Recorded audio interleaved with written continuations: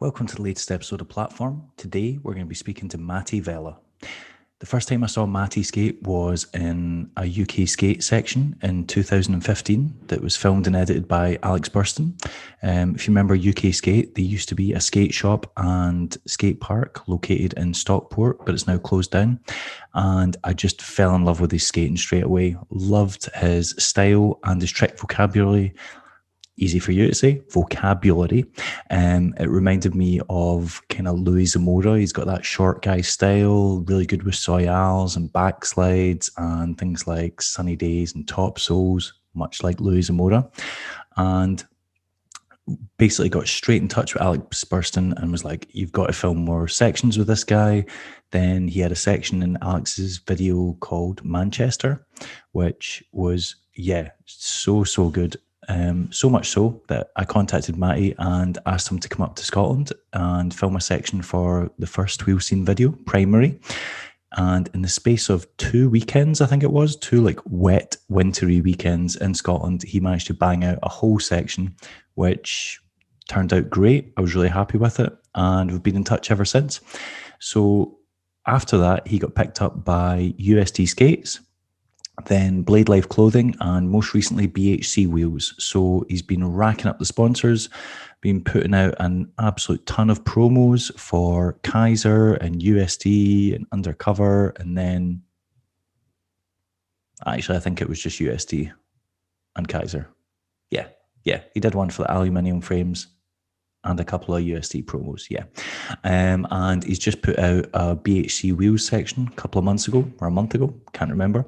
So lots of things to talk about. I know he's also been involved in helping Alex Burston build his new skate park that he's just opened up, SK Skatepark, and I think he's just started working doing lessons as well, which means that Matty's got a lot on his plate because he's already got a day job. He's also been injured recently, so I asked him about that. Basically, loads of things to talk about.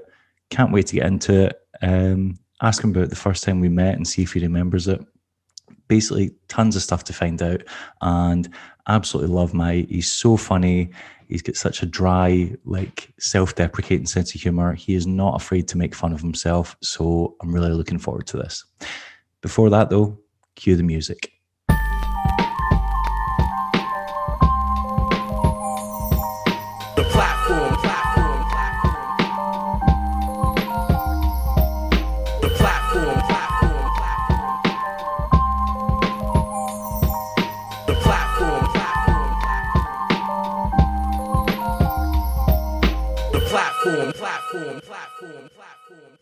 Hey, our muzzle pain for that free advertising.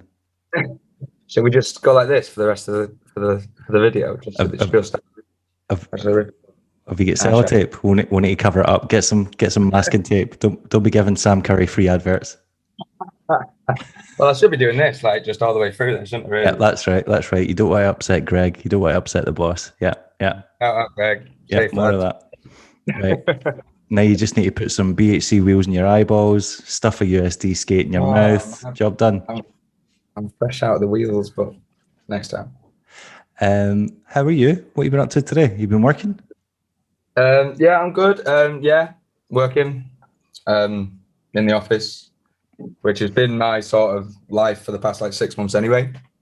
My job is to look after the office whilst the rest of the staff are working from home. I work for Stagecoach Bus, the big bus company in the UK. And yeah, I work at their financial head office, pretty much dealing with security, facilities, reception, that sort of thing. But I've been very much involved in like the reoccupation of their offices. So it's a stressful week this week because we're reoccupying as a phased return next week. Although COVID is kind of on everyone's minds still. I'm hopefully not going to mention it that many times this video call, but I mean, it's kind of inevitable. It's on everyone's mind. Yeah. So bit of a stressful time, but we're transitioning. It's good. The weather's nice. Maybe a bit too hot for gingers, but it's going well. How about you, man? How have you been? I think it's too hot for British people in general. It's just 27. Exactly that. Unless you've got a bit of like an olive skin vibe, you're burning. There's no way around it. We tried to do an Aberdeen filming trip on Saturday to finish Graham Forbes' section. He got a grand total of no clips for his section and a bunch of throwaways that I just put on Instagram today because I feel like I've seen that. there's no other place for them. Yeah. Jesus. Yeah, we had one ender spot planned. We got there at the end of the day after skating in like 28 degrees heats, and first attempt slammed, second attempt ate shit so hard that he couldn't keep going, so we stopped. Is it the one that's got like the weird cycle thing going the through? Rail with the cycle track between it, yeah. Oh my God, that pair looks so grotty. He took it straight in between the ass cheeks, yeah. He just lay down and played dead, yeah, basically. I always think of that hero video when I do that, but yeah, and that was the end of the session. We drove back to Glasgow after that. Yeah, we think we did that Saturday as well. We tried to go out in the heat, died, drank beer, came home. Good session. Yeah. Nice. Yeah, so obviously this is, how long have we tried to do this for? I feel like I've been asking you to come on this for months. Yeah, I ignored you for like a month. I know you did. That's why I brought it up in the group chat, so all the guys could start slagging you off and like bully you into coming on. Connor and Brad have been at me about it, and Elliot obviously. But yeah, we've been trying to do this at least since like May. I had busy periods and also periods of can't be asked. My bad. I mean, you cancelled on me. I also cancelled on you once, but yeah, we've been. Yeah, but the ratio's off. The ratio's really off from like 5 months easy. But yeah, no. Elliot keeps asking me when I'm going to get him on, and I told him as soon as he starts skating handrails, picks up a sponsor, and finishes a street section. So I don't think we've got anything to worry about anytime soon. Well, 2023, 2024 is a long way off, isn't it? So sorry, Al. By that time, I'll be an old man. So and Elliot will be classed as old. How old are you now? Like 25, 26? 20. What is he? 25? Oh God, I do know like this. He's my age. I'm 26, so. Yeah, it's around mid-20s. Like either just a tiny bit younger than me, or at least my age. So yeah, 25, 26. He did a handrail the other day, though. You sent me the clip. See? Did I? I don't want to give it away in case you've not. Oh, fuck it. Sorry, Elliot. Front right, Ali top. On that. Like, that's not a handrail. That's a handicap route. Those don't count. Oh, there's a difference. If it's not going downstairs, it doesn't. That's not a handrail. Yeah, a lot of people seem to have the issue with stairs, man. Plus, that thing's like skaters are amazing who just, because it's down a set of stairs. Yeah, it just it's a whole new ballgame for them. Yeah, and handicap rails. I mean, come on, that's so as the young things would say. That's so 2005. You know. Yeah, I don't think you'll catch me skating a handicap or ever see a clip of it ever again. P-rails, about P-rails, because they're fun, but handicaps are just effort because you've got to jump hip height and then you've got to carry speed. So that jump up, if it's not perfect, you're going to hurt your hip, you're going to catch it, you're going to creak it, it's going to just, yeah. And it's risk to reward. I was speaking to Rob about this the other day, risk to reward on some spots. Everyone's got a different risk to reward sort of ratio on a lot of different like spots, and for me it just doesn't cut it. If I could do 4 switch ups on it smoothly and fast and well filmed, I will consider it, but that's a lot of effort compared to kind of feeling the juice of a more gnarly spot, having to do it once perfect. I mean, yeah. And yeah, I know what you mean. It's one of those things that a handicap rail is not particularly exciting to look at unless you're tap dancing down it and doing something incredible. Yeah, like any level of skating down. Or if you're holding like if you're holding like a really good trick, like I don't know, an alley-oop fish brain or a backslide or a torque slide. Yeah, backslide across a flat rail going 100 miles an hour is the coolest thing you'll ever see. A P rail is pretty dull to look at, and so it's not that surprising that P rail handicap rails, it's not that surprising that they kind of got phased out, because it's quite monotonous watching someone just skate, I don't know, 10 or 20 flat rails. It's weird how that used to just be an edit, right? Yeah. I find it really funny that people look back on that as like the golden era of rollerblading, and I'm like, yeah, but to anyone that didn't rollerblading videos must have just looked like the most boring thing on earth. They're just like, I can't tell any of these tricks apart. Like post zoom just on a tripod, just going. like Yeah. just over and over and over. And don't get me wrong as well, like a lot of the tricks like that I cannot do. Like on a handicap, on a handicap rail, I could probably do like 5 solid tricks, start off points, but I could only probably switch up out of one of them like solid, comfortable tricks, like a top one or a top sole. I couldn't be doing like PCA or alley top sides, or if I could, if I really, really tried. But again, that risk reward for me, I wouldn't feel like I'd want to. You know what I mean? Yeah. Oh yeah, there's no denying like the athletic ability that goes into doing it. It just doesn't make it that exciting to watch. Even for a rollerblader, I would think a lot of people just got a bit over it after several years of seeing nothing but that. So yeah, you were bricking it and wondering what I was going to ask you. I'm going to start off easy. I was going to say, do you remember the first time we met? And you clearly didn't, because I love how you can't remember that the first time we met is when you came to stay because at my house. I had a funny feeling that you may have come down to like one of the like the Neuer jams back in the day, like the Scottish lot and the like the Shefflingham lot. I've been to a couple of them, yeah. But yeah, they have I a never massive link. I never saw you whenever we came down to Sheffield, because we always went street skating and you were never, because you used to live quite. Where's Glossop? Was it there you lived? Yeah, I lived there from like the ages of like 7 to like 15, so pretty much my upbringing's there. It's in between Manchester and Sheffield on the Snakes Path. So I'm closer to Manchester technically because it's a 30-minute train ride. I don't drive, but then again, Sheffield is only 30 minutes over the Snake in a car, so it's kind of either or. But because the train was the easier option when I was a kid, I was obviously drawn to Manchester. I was drawn to Stockport mainly because of Bones and Alex and all them guys. But yeah, pretty much grew up in Glossop from the ages like 7 to 15. Right. Yeah, because I had to go and look on the website to see the first thing I'd saw of you, and it was 2015. It was the UK skate section that Alex filmed of you, and it was like all street. Because I remember as soon as it came out, I like messaged Alex and I was like, right, you need to get more sections with him. If you get a section with him, like I'll pay for it. Da da da da.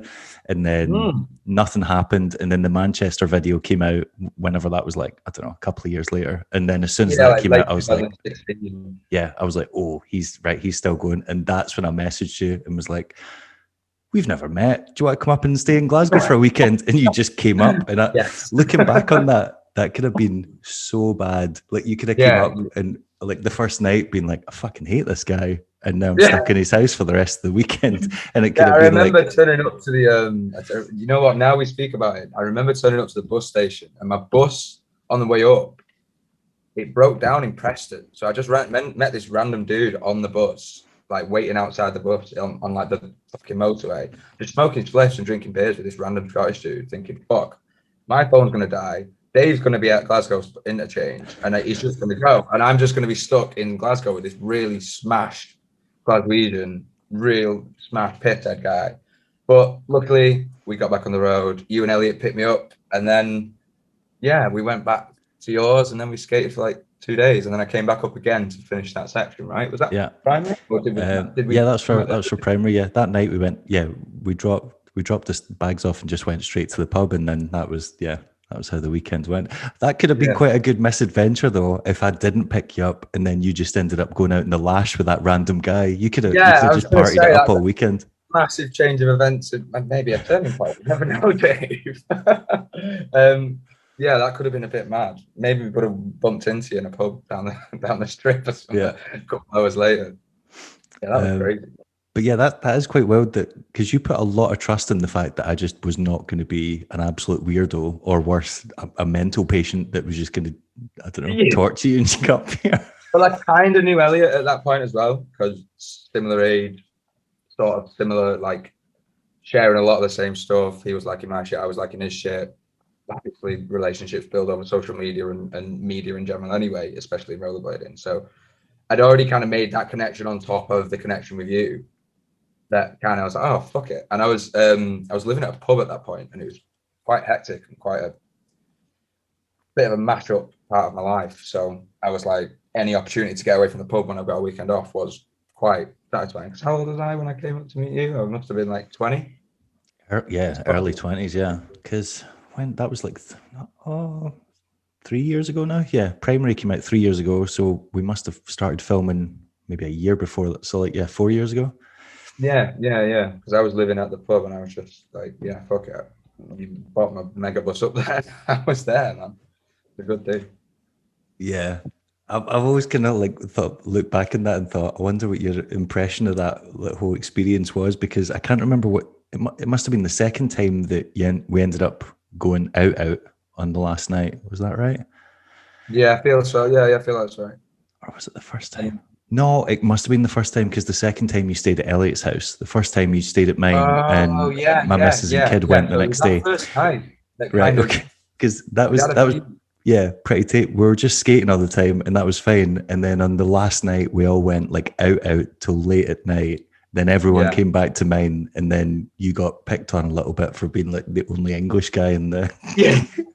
I just took the brunt of every pissed up Scottish bloke in the room, which was yeah. kind of like the standard anyway, but just in real life with a 6 beers down each of you. And it was kind of like, okay, this is raw. Cheers, guys. I just remember like a lot of people basically like shouting in your ear, trying to tell you stories, and you kept looking at me, being like, "You're fine. I can understand you. I don't understand anything they're Who's this saying." guy? And Russ, for example, that was the first time I met Russ and Russell Deneen. And yeah, he scared me a little bit, to be fair, just being so fucking raw.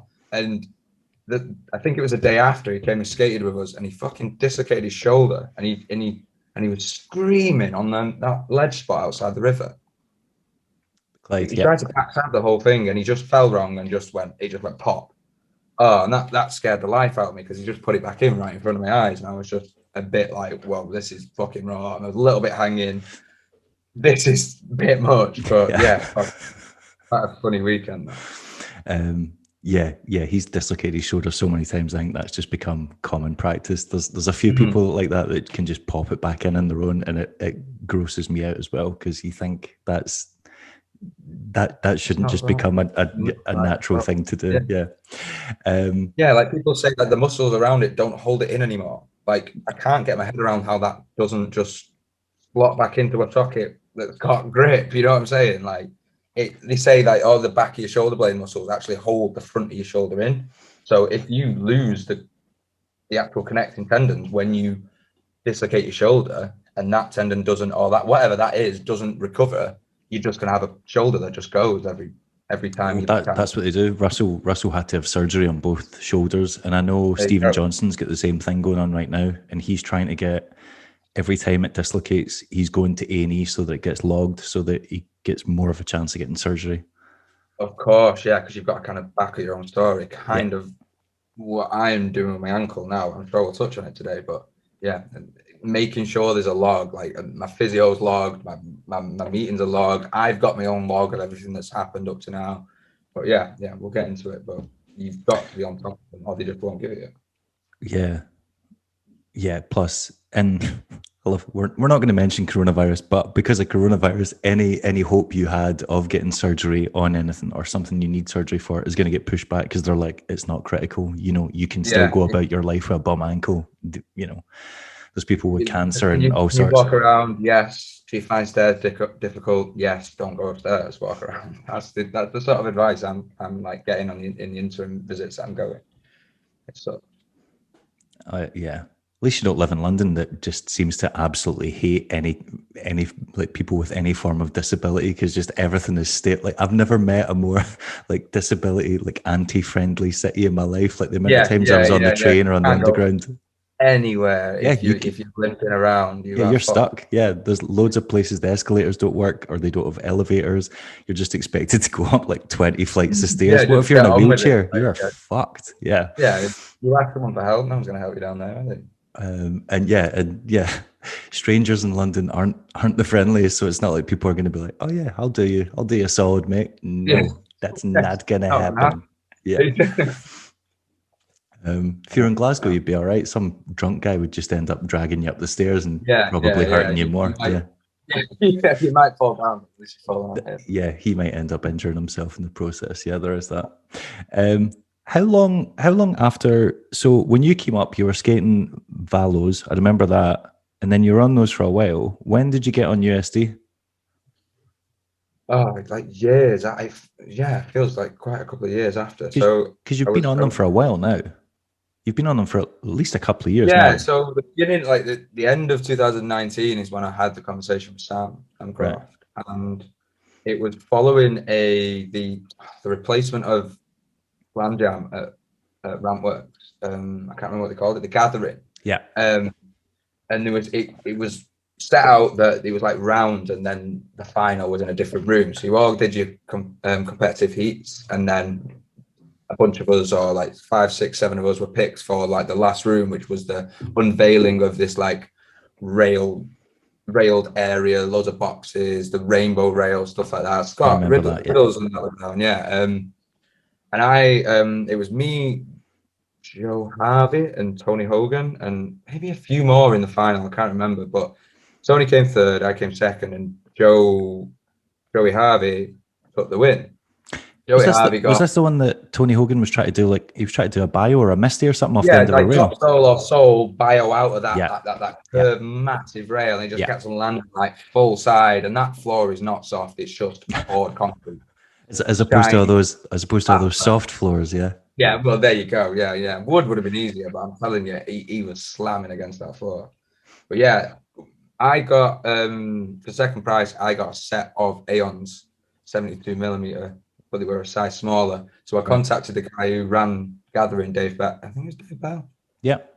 Shocked missing out. No, yeah, Dave Bell. And he said, just get in contact with USD, Sam's their UK rep. And I just dropped him a line, and he was like, actually, I want to call you. I want to actually have a talk with you. I was like, oh shit, he's just going to be able to send new ones out or whatever, or I can part exchange and whatever. And then he rang me on like the Saturday after and just was like, oh yeah, I've kind of been appointed like sort of UK manager as well as the distribution manager for USD. So I want yourself. It was me, Matt Ford, and a young lad from London called Keenan McGrath. He wanted us to kind of like put together an intro edit, and yeah, we were on like the AM/Flow team, which I don't really know what to call it. I think it is the AM team. I may have UK to team. research. I mean, like the UK doesn't have anyone else on except for Sam, do they? What's that? There's no one else on, like there's no like UK pro anyway, so you're basically just like Sam's the only, isn't he? Sam's the only, yeah, we have the USD UK team because there isn't a pro team, because the likes of Nick is Barcelona based. We've got Sam, who's obviously he can hold fort anyway. Like, let's be honest. Pretty much, yeah.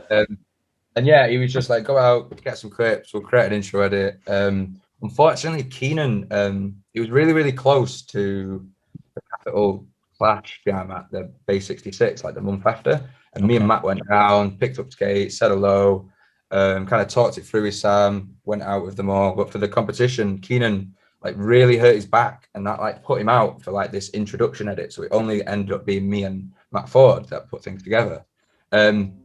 Matt edited it. I went out with Sammy Optics, shout out Sammy, got some clips for it, and yeah, we put out that intro edit. Unfortunately, without Keenan, he was still on the team at that point. I don't know the situation of what that is now. I don't think he skates anymore, but yeah, that was November 2019. I got approached, and then we got announced in this early spring, which was like, like March, April time. That was 2018, March 2019, because I've been on it now like for like two and a half years. Yeah, and kind of not really done much in the last year. I totally butchered the intro to this because I was like, oh, he's done these promos for such and such and such and such.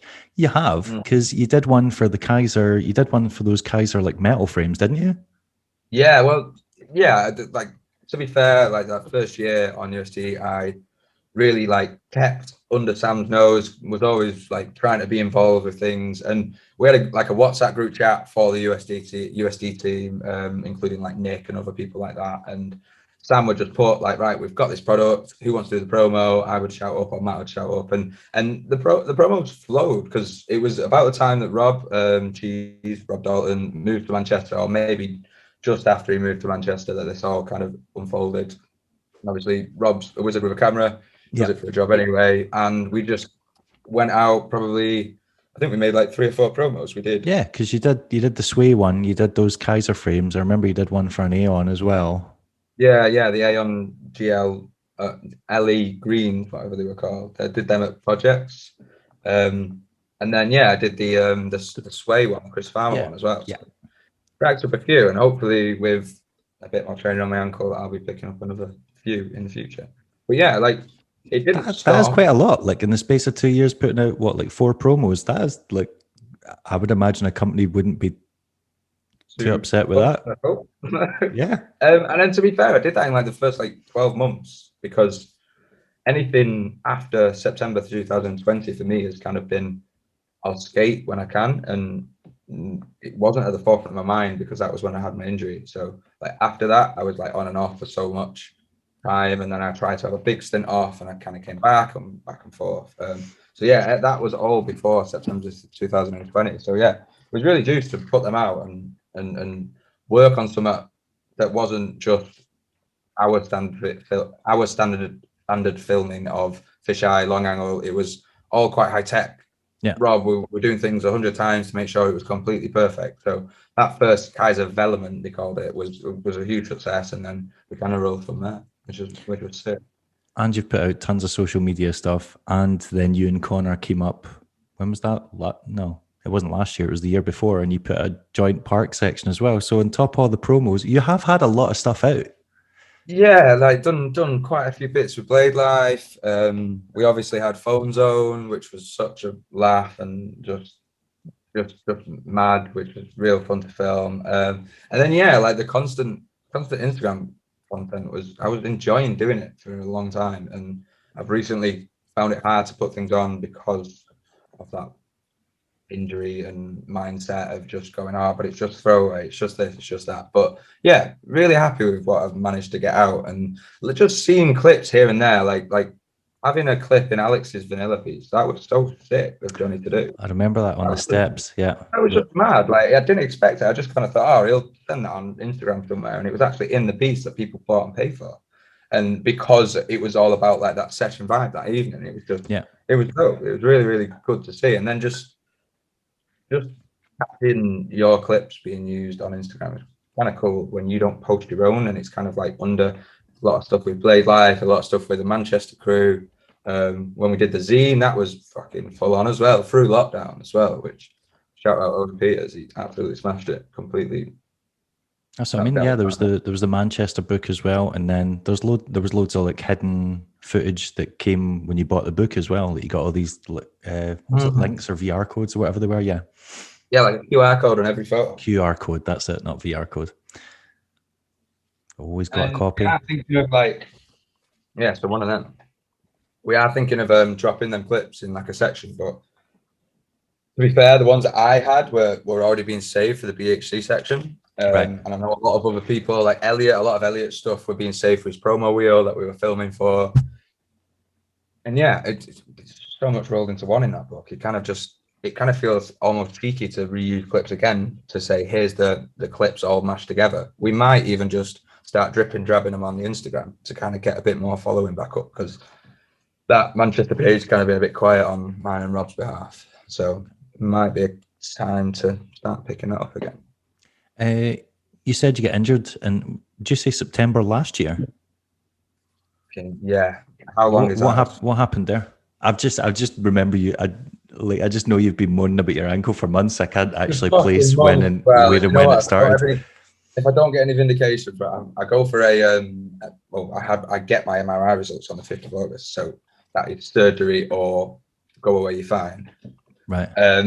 But yeah, sorry, I'll start from the beginning. So I had Connor Pierce, Brad O'Donovan, and George Wilson stay at mine on the Friday because there was a big session on in Manchester in the evening. They stayed at mine. We woke up, we had breakfast, and we were going to go back into Manchester because it was a glorious day. A couple of lads from Preston, like Lewis Bryant, a couple of lads from Yorkshire Ways, so like Greg, Play Life, all that. Kate was coming over to meet in Manchester. There's a kink rail, a triple kink, really, really grotty, horrible thing near my house. So I was like, let's hit that before we go in, because I'm like a couple of miles outside the centre of Manchester. So it was better to hit it in the morning, even though it was like an ender spot or like an ender trick. It was better to try it in the morning and then go into town instead of going into town, warming up, and then trekking 10 mile back out of town. We just weren't going to hit it if we didn't hit it first. So we went over to it. It was, like I say, Connor got the camera out, and it was just this triple kink, really, really short kinks. And the idea for me was to get through the first 2 kinks and then jump the second kink, because the kinks are about a foot long So they weren't that far to leap through. They were awkward to get through, but that's like with the momentum of the two, I'd have been able to just plonk onto that last bit. I was trying to envision Nils Jansson's just doing everything he does and just going control, control, control, jump down. And unfortunately, that end bar had like corrosion at the bottom, like the metal had completely eroded underneath. So you could have probably smashed through it if you really wanted to. So there was no way I was actually getting through that last kink, even if I didn't jump, because it had just smashed. Got to that last kink, was quite confident on trying to go like jump over it or go through it, whichever was going to come easy at that point. And my ankle just flexed in and I just fell over and out. I'll send you the footage because I've never used it and you can kind of use it if you want, but the classic like ankle injury is called an inversion, where you go over on your ankle on the outside, like it rolled. My foot did the opposite and it kind of ricocheted off the floor so hard that it popped it the other way. That's called an eversion. And I got up, I had a bit of a dead leg. I was like, fuck, that really hurt. I'm going to do it again. I tried to put weight on the ankle and I was just like, oh shit, no, that's not good. What the fuck do I do? So I sat down for a minute thinking, oh yeah, I'll give it another go. And 10 minutes later, I was just not feeling it. It was hurting really bad. And I could just feel it throbbing. There was no swelling, there was no bruising, there was no, it didn't look like there was anything wrong with it. So we just kind of went on with our day. And I was just like, oh, well, I'm just going to take it easy today. I'll film, I'll skate around. But we probably spent like 6 to 8 hours on the skates that day. And by the end of it, I couldn't walk. So kind of got dropped off by Connor, tried not to skate for like 4 to 6 weeks, which took us to like November time, tried to get back onto it, went out, tweaked my ankle again. And then I was on and off for like 4 months of skating. Every 2 weeks, I go out on a Saturday and think, right, this is the week, this is going to be fine. And it just fucking wasn't. It was just like, oh fuck, it just hurt straight away. It was just certain movements, like forward and to the left is just, I just can't do. Forward and to the right was like, oh, well, there's nothing wrong with that, so it must be on that side, etc., etc. So, what foot was on? My left, like my prominent foot. Your sole foot, yeah. So for like every trick I do, apart from true top trial, but then I still use it as a backside foot. Do you know what I mean? Like, yeah. Well, yeah, because most people when they do true top trials put most of their weight on the backside foot. So yeah. Exactly. So that he used it for that. Even though that I use top trial the other way, that's just a weird thing that I do. I don't have any balance on that backslide. Even though it might look like I do, I just kind of sit down and it works. But yeah, so like that took me to like after Christmas in 2020. That after Christmas in 2021. And I went to get some x-rays to make sure it was okay. The x-rays came back clear, no breakages in my leg or my bone or any part of the bone. So I started physio, felt stronger for 6 weeks, which took me into like February, March time. And then it's just deteriorated. I just don't have the strength on it. And being really, really honest with you, Dave, I've not exactly looked after it properly. That's my bad. But I'm also being told from physio appointments and stuff like that I just need to get over it pretty much. So it's kind of hard to kind of balance the whole, I'm looking after it myself and then I'm being told nothing's wrong with it. It's a bit of a downer in all honesty. So I kind of just gave up with it. And then about 2-3 months ago, I was like, actually, no. I actually messaged Sam, Sam Croft, and I was just like, look, man, I can't do anything at the moment. I told him about the incident when I did it, and he was like, oh yeah, man, just have the winter off, we'll pick it back up in the spring. And I kind of just went back to him and gone, look, I've been on the road to recovery as long as I can be on it now, and it's not going anywhere, so it's going to start getting serious now. So I'm just going to take a step back in regards to promotional stuff, videos, shit like that. But then the USD EU edit came around, and I was just so juiced to get something, so I went out again, putting myself back stupidly. And then after that filming session, I just was like, right, okay, I'm done until I get my MRI results. And I started physio, and I'm just waiting on my MRI results now. So, but you've still been getting clips, because you obviously finished the BAC intro section, and that only came out 2 months ago, 3 months ago, and yeah. So a lot of that footage that had newer footage in it as well, though. Yeah. Some of the footage, I just grit and bear it some days. So like, I wake up in the morning, and if I've not got the ache or I've not got the pain, and I just stand up out of bed and I can get out of bed without the pain, I kind of just have a mindset of, oh, right, okay, take advantage of this, take advantage of every second that your ankle's not giving you tip, stupidly, that is obviously probably putting me back further back in regards to recovery. But the days that you feel like you can skate and everyone else is skating and it's sunny and you've got your cameras out and you feel like the vibe of the day, I just don't want to go, oh, sorry, I can't today. I'm just going to chill because of my ankle.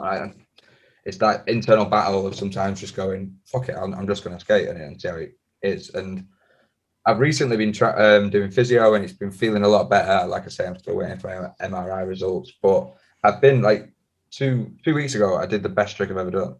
Like, well, maybe not the best trick I've ever done, but one of the tricks that I've thought about for so long, and it just worked in my head one morning. I woke up, no pain. We met quite early in town and I was just like, right, I want to do this now or just get on with the day. If I don't do it in 20 minutes, we'll just move on and I just will film for the rest of the day, or I'll just get little bits and look after my ankle. Right. It worked. I got the clip, fisheye and long, and it felt amazing. And then towards the end of the day, it was fucked again. So it swings and roundabouts, man. I just can't put like a definitive answer to how's your ankle, because some days it's good, some days it's bad. Yeah. And that's the annoying thing, because people will be like, man, you just did that trick. Like, it's fine, shut up. And I'm like, no, you don't know. Plus those, yeah. But at least you're saying you're going to potentially get a decision next month with the MRI results. Yeah, August the 5th. So okay. My worry is that I'm just going to go into the hospital and he's going to go, yeah, as suspected. They think one physician thinks it's early onset arthritis and the injuries provoked it. And right over my head, I kind of just dismissed it straight away. And then another physician is saying that there is a ligament that holds your tib and your fib into your ankle. It keeps it locked like this. And it's like a band that goes across your ankle and it's just a tendon. And he thinks that is snapped so that my tib and my fib now sit, that way. My tib and fib now just sit on top of my ankle bone. The surgery would be to reconnect that with some sort of elastic band that would hold it together without the need to put anything metal in there, so I wouldn't lose any mobility. So the problem is that I'm receiving so much mixed information. I'm going to one guy, he's going, oh, you've just torn a bit of ligament, you'll be fine. Another guy's going, it's early on arthritis. And the other guy's going, shit, we need to get you into an MRI today. We need to get you there as soon as possible because I think you've snapped this band and it can cause like issues down the line with like your hip stability and stuff like that. So it's just, I'm getting fed so much information and I'm not putting the NHS down. I'm not putting any of the Met down. It's just obviously a very stressful time. It's also very stressful for me that I'm just being told one thing 1 minute, one thing another. It's fucking. Plus, at this stage, it is conjecture on all their parts because all of them are just guessing without having seen what's going on in there. None of them know for certain. They're just based on what you're telling them. That's the best guess. Yeah, it hurts when I do this, but some days it doesn't. That's the problem as well because it's so random and like. Sorry, excuse me. The days when it hurts are really, really bad. Like I just won't do stairs on the days that it hurts. And then the days that it's good, I'm thinking about a trick I've been manifesting in so long. And like I said, last week I did one that I've been thinking about for years and years. Well, not years and years and years. The spot's only been there about 6 months. But ever since that spot got put in the Manchester group chat, this big, horrible kink rail next to this dirty, horrible, like downslope next to it, which is just horrible cobbles. If you're not skating flat, you're not getting down it. I'm not going to say this because it's sick, but like I just did that and in my head I'm just like, well, I'm gonna be fine now, but that was just one of the ups and then the next time I skate will be the down. And plus you were saying as well, like it's one of those ones where if you start showing up to sessions and people know that you're just consistently not going to come out, then they're going to stop inviting you. And one of the main things about blading that so many people stick with it for so long is the social circle. But the thing is, if you've got skater friends and they're not injured and they want to skate and you can't skate, then you're ostracizing yourself. Yeah. It's a negative mindset. I tell you, there's so many days I've gone out and just been like, oh, well, I'll just film because I'll enjoy the day. I'll have some beers. I'll smoke. I'll chill. And by the end of it, I'm like annoyed that everyone else has got clips here. Like I'm just sat about, smoking a cigarette and drinking other tinnies in a car park in winter. Like what the fuck am I doing? Nothing against the boys, nothing against the crew. You know, they know that, I know that, but on a level, it can just be kind of like make you feel a bit alone in them sessions because you're the only one that's holding back. Everyone else is having fun, and it does get a bit shit. So some days I've just gone, nah, fuck it, I'm not coming out, and that sucks. I should be able to go out and enjoy it no matter what, because it is very, very social when you go out in Manchester with the lads. It's a meeting just before midday. We'll get a few clips, and then depending on the vibe of the session, it'll either go into tinnies and having a laugh, or it'll carry on serious and people will get fucking hammers, and it's sick, and I love that. That's what I live for. But it can be kind of like daunting, like you say, like, oh, a big fun day out when I can't have as much fun as everyone else, and it almost made. I've been torn so many times where I felt selfish about feeling like that, but also, nah, fuck you. I'm not filming you today. I'm getting grumpy about it. Like, and the boys will tell you. Some days I'm just like, fuck it, no. I'm not bothered. I'm just gonna come out, have a few tinnies, and go home. And that sounds pretty depressing, but it can be like that. Yeah. No, I can fully appreciate it. Yeah. Before one of the Barcelona trips where we went with all the Sheffield guys, both me and Riddles got injured about maybe 2 months max before we were due to go. We'd already paid for like the flights and the accommodation, so we went anyway. And by day 2, I was just desperate to come home. I was miserable. I was like, I'm just traveling around, seeing all these spots that I can't skate. Yeah, just fucking absolutely watching other people have what you want, and that's hard as much as you try and be happy for others. We do, don't we? We do, but it's difficult.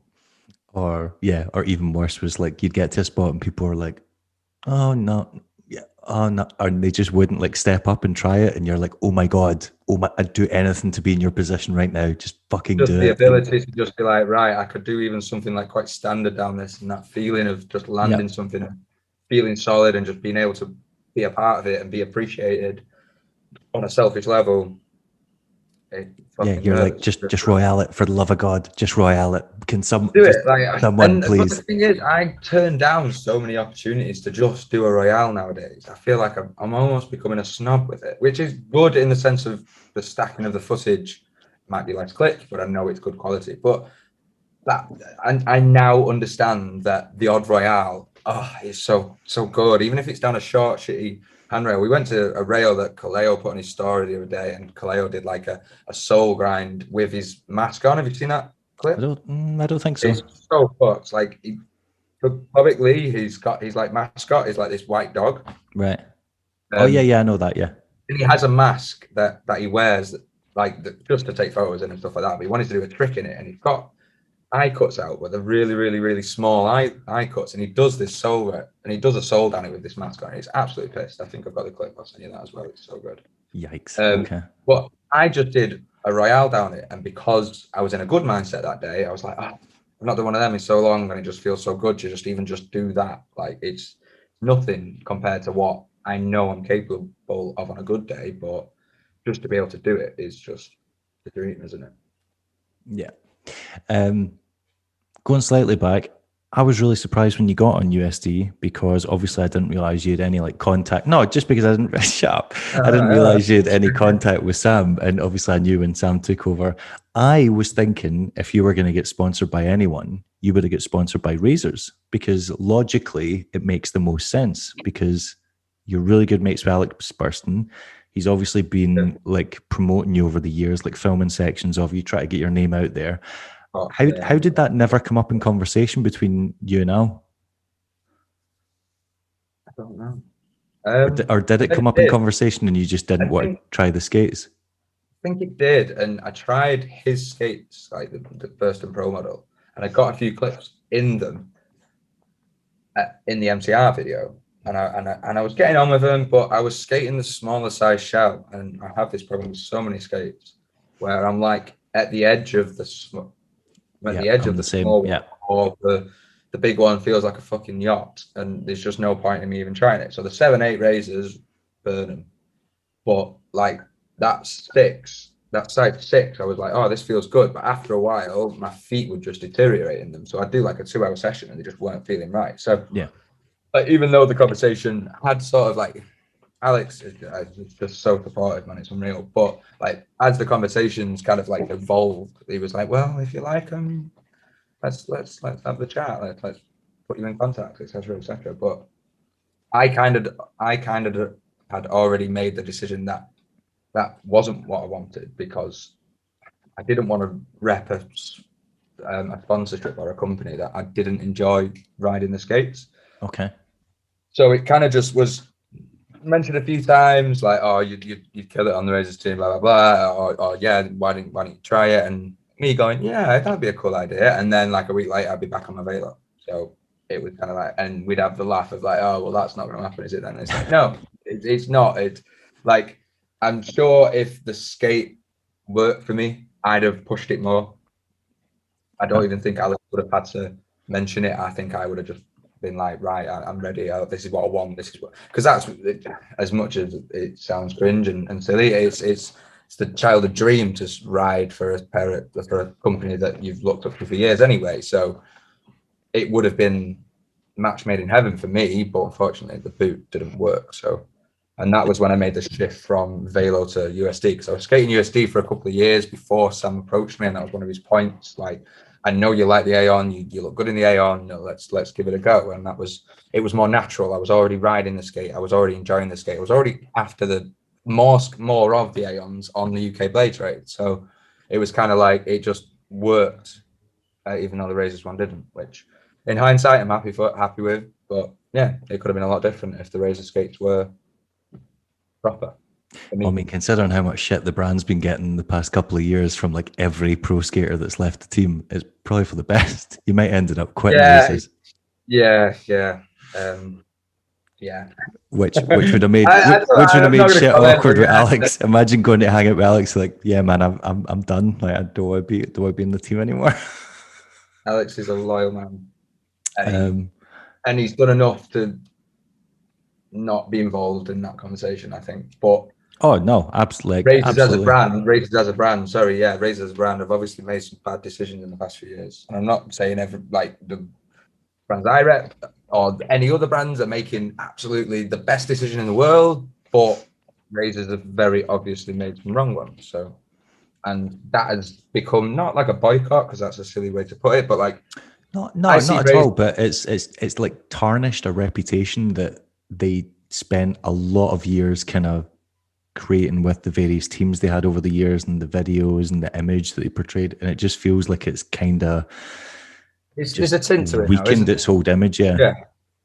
And I'm not one to listen to, but I see Razors as two separate things now. I see the core lot of Razor skaters, Alex, Connor coming up, most of them who skate cults, in all honesty, and then I see the rest of it, and it's just like SL skating. No offense to anyone who skates SL. Yeah, just has a certain style, but the cults have that sort of like raw sort of ghetto feel to them. I enjoyed the cults when I skated the cults. I couldn't fit in the 6, but because the 7/8 was thinner and felt lighter, it worked. But obviously conversations were never had. But yeah, I see Razors as a split thing now. I see the ones that represent them in the sort of skating that I don't like, and then I see them represented in the sort of skating that I do like. Cody, who's on the Razors cult team. I was about to say, I love how you're naming cults, because you're basically just talking about Cody and previously Ryan Park. Yeah, Ryan Park. Connor, yeah, favourite skater in the world when Ryan skates cults. Now he skates USA and he looks just as good, but I don't know. Something just happened with that cult backslide that just works for a lot of people. Bauer for a long time. Yeah. Even though he's skating SLs. James Bauer looked amazing in the cults, yeah, but he's obviously had issues with Razors as well. Like, he didn't feel included, etc. It's just, there's that long list now over the last few years of people getting fucked over. Like, what the hell? Derek Henderson's getting a second pro boot, and someone told me he's not getting paid again. Is that right? Or is that bullshit? I don't know if that's true. I know that he got royalties for the first skate. He did. Yeah. Greg Preston confirmed it when he came on platform, but Greg never get paid for doing the promo. I think Derek and Matt Mickey paid him out of their own pocket, which is kind of fucked up that the skater's paying the filmer and editor when it's something to benefit the brand. Yeah, it was a strange situation, but like I say, I don't know enough around it, but rumors have sort of emerged because of actions taken by raisers. So I might be hearing the most extreme side of it, and half it might not be true, but it's come from somewhere. You know what I'm saying? Yeah. There's always a wrong before the wrong is exposed as something probably completely blown out of proportion, but it starts somewhere. Yeah, true. Plus, even just on that level, the fact that Derek's had 2 skates in the space of 24 months, and yet there's guys on that team that have been absolutely killing it for years and seem to just be kind of getting neglected. Whereas Alex's second, like, that's been overdue for like 5 years. It is wild. He's come away as like being that active pro skater, and he's taken on the skate park, and he's taken on this role of kind of like, I don't know, he's still an influential person in rollerblading because people fucking love him, rightly so. But he's not that main go-to. Oh, I've seen his new section, you've seen this, you've seen that. We're working on bits at the minute, which is really, really exciting, but that's for the future. At this minute in time, he is obviously concentrating on other aspects of his life. But 2 years ago, when he was in Malaga and shit like that, before Alice was born, he was off the pile. And he just there was a period, well, before he got hurt and with his sciatica and all that stuff, like before that, he was just on fire and like skating amazing in comps, putting out section after section. And it seemed like there wasn't even a mention of a possibility of him getting a second pro skate, which is kind of wild because there was a several year period where he was like, there weren't many people in the team being that productive. Yeah. Quinny as well. That first one should have come way sooner, so then there was time for a second one before he parted ways, like, in my personal opinion. And then, and just people like John Fromm, like, I like John. Not my favorite skater in the world, but very much deserves something from Raiders for all them years of just constant consistency of he would be able to do every trick that you dream about and make it look solid. But what did he get? He got nothing. And obviously he's spoke out, and rightly so. Like, people are just been left behind because someone's not at the top actually looking over the situation. It kind of looks like it's being dealt with internally, but not by the top dude. Yeah. Right. I feel like I've slagged Razor's offload. Sorry. Nah, not at all. You mentioned Alex, so obviously, I'm right in thinking you helped him build some of the ramps for the skate park that's opened. How long's SK Skatepark been open now? 2 months? Yeah, like early May, so like just coming on to 3 months. Okay, 3 months, right? And they're doing well. There's like summer, no skate parks, doing amazing, but doing well. Yeah, it was a funny turnaround. So this has been Alex's sort of dream for a while, I believe. Because he was campaigning for Stockport to have another indoor park pretty much within a year of the UK skate park, like Bones closing down. It got pushed. A bit of efforts were pushed on the Alexandra skate park, which is the local outdoor concrete plaza that Owen helped sort of bring to the light and was charitable about, and it was brought in and created. It was lovely, and we've had a few jams there. It's been great, and I bet that. Well, I don't think that was Alex's influence. I think Alex wanted to do this a long time, but that one had to pass before he had to start because we'd obviously just had a concrete park put in one of the really, really close neighbouring towns of Stockport. But yeah, it was too long since the idea was that it was too long since we've had a skate park in Stockport as pretty much its own city added on to Manchester. We are Manchester, but we're quite a lot. Well, Stockport's quite large. It's kind of seen as its own mini city connected to Manchester. Right. So yeah, he pushed for it. He did some funding, and then all of a sudden, I just remember a group chat being made, going, "We need hands on deck." And yeah, fucking course, did 50 hours in that place. It was a laugh while we did it. It was fun. It was stressful. It was kind of because it felt like it was very kind of last minute, like, oh, this is opening now, and there was no like photos of like building progress or plans, or it was just it's opening, and we're like, whoa, we're ready. Yeah, that's all it was. And I think that was because that they were looking for a unit for so long, like no one would rent it out to them for health and safety reasons, I bet, but they just couldn't find a unit that worked. And then this unit that they just got dropped at the feet, I think, or they just kind of stumbled across it, and I think he just took advantage and went, hey, let's do it, 2 feet in. And with the help of like the skateboarding community, because a bit of funding came from some hoodies that were made that were representing a friend that passed a year prior, Barrett, he was called Chris Barrett. And I didn't know him as well as Alex, but knew of him. He was a lovely bloke, and it was sad to see him go. And that hit Alex really, really hard, and hit the local skateboarding community really, really hard. So it was a very community-based thing around this character. They managed to raise some funds off these hoodies of this Basra dude that was put towards a skate park with other bits of money that had been pulled, and the GoFundMe stuff, etc., etc. And yeah, it was just like, oh shit, we're off the ground. We've got a place. We need to clear it. We need to make it safe. We need to make sure it's good for insurance. So this was in the background. I only helped actually put up some wood and build some ramps. But yeah, it quickest turnaround I've ever seen. And it's not the biggest place in the world, but it's really sick. I love it. I've not been back for a while actually because the weather, my ankle. But yeah, we managed to bring it out. I think it opened early May. And yeah, and he's already making changes, which is for me a positive thing. I think I saw they've already got plans for like, what was it, a bowl or and something else? Bowl corner, yeah. There's a dude called Will who's skated for ages, but has been just on the outskirts of Stockport enough for me not to really bump into him a lot over the years. But apparently he went to Bone, so did I.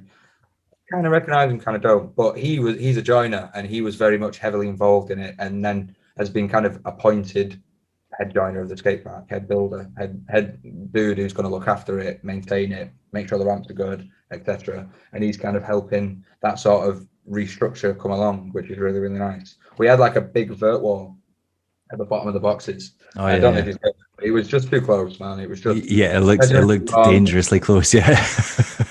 Problem was with it, you'd have a day shift lot who were just coming in, and some of them were getting paid to do it, some of them were just coming for free because they wanted to help out. And then you get the night shift. The night shift were some of the joiners that had finished work and then were coming later, me finishing work in the day in an office and then going there 6 till 12, going home, going to work, going there 6 till 12. So it's kind of like a day shift, night shift. And if something wasn't communicated right on that day shift to night shift, then the day shift would come in the next day and it would be like, oh fuck, this has been put in place, we're just gonna have to roll with it. And it kind of just snowballed like that. It all came together at the end because the likes of Will, Alex, another lad, Luke, they kind of banged their heads together and went, no, we need to take charge of it now. And instead of allowing some of the lads to just come and piss around, it's the lads who actually want to build it and are actually handy, can do it. And yeah, it came around, and he's got a skate park and he does lessons there. He's got a shop. He's got a cafe that does amazing food by the looks of it.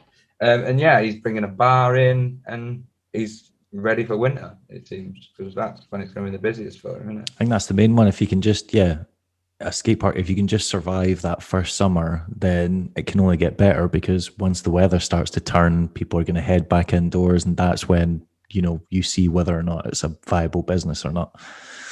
Yeah, the problem is we've had a lot of sun recently, as much as Manchester. We've had a healthy amount of sun. So it's been a lot of days where, oh, fuck, if it was raining, we would have made extra. But by no means, I think they're struggling.